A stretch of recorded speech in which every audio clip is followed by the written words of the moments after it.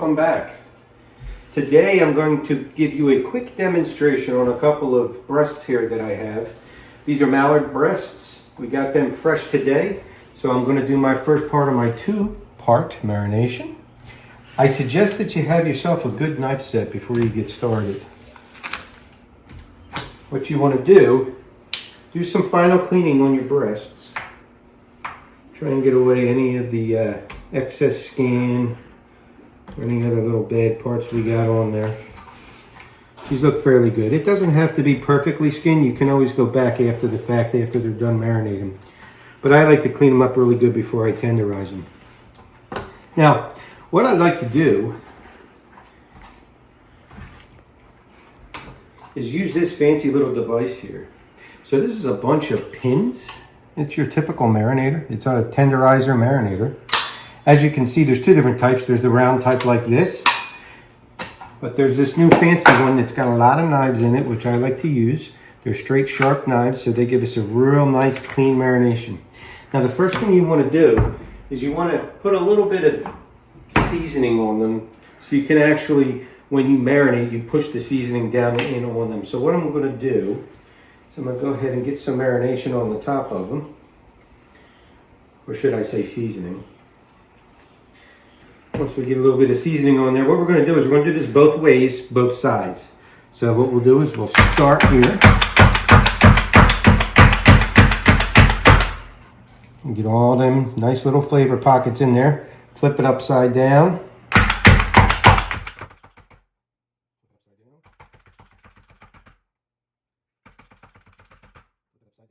We'll go ahead and we'll get a little bit more on here, a little bit of our seasoning. Now, this is just a regular garlic and butter seasoning, but you can use any type of seasoning that you like. Some Cajun seasoning will work really well here too. The key is you want to get that seasoning down inside there. By putting the seasoning on first and then driving your pins through, you're pushing it down into the breast.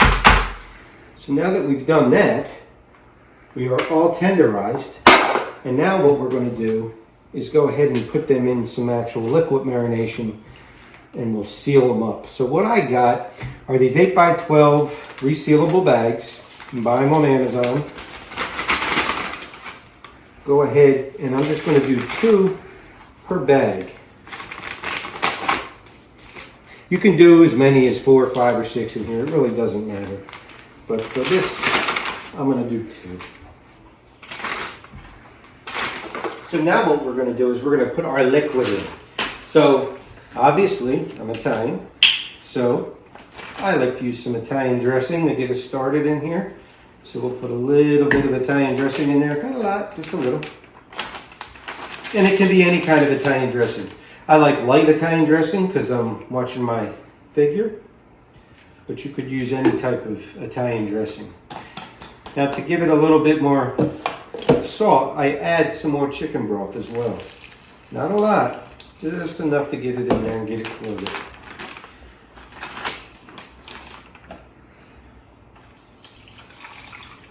Alright, so now what I'm going to do, now you could technically put this and seal it under pressure, which I've done in the past, but for this demonstration I'm not going to because there's really no reason to. You can have some air in there, it's not going to hurt anything. So what I got is this very simple electric sealer here. So what I'll do is I'll fold this under, kind of trap it in there, and then I'll fold this up, and I'll get it sealed right about here. You're going to obviously want to put your sealer based on wherever your liquid is in there. You want to give it somewhat of a pocket because we're going to mix it. So then I'll just let that seal.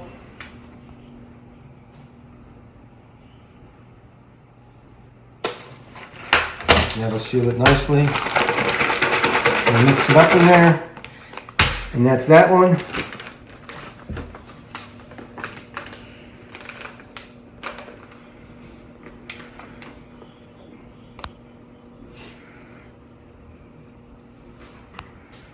And let that seal. Mix it up. And that's good. That's the first part of a 48-hour marination. So this will sit for 24 hours. Then what I'll do is I'll come back, I'll open it up, I will drain them, clean them off in a strainer, and put them back into a marination bag. And then the second marination will be done the same way, except you want to use Coca-Cola or Pepsi, whatever you like. Because what I found is the acidity in the soda really pulls any gaminess out of it.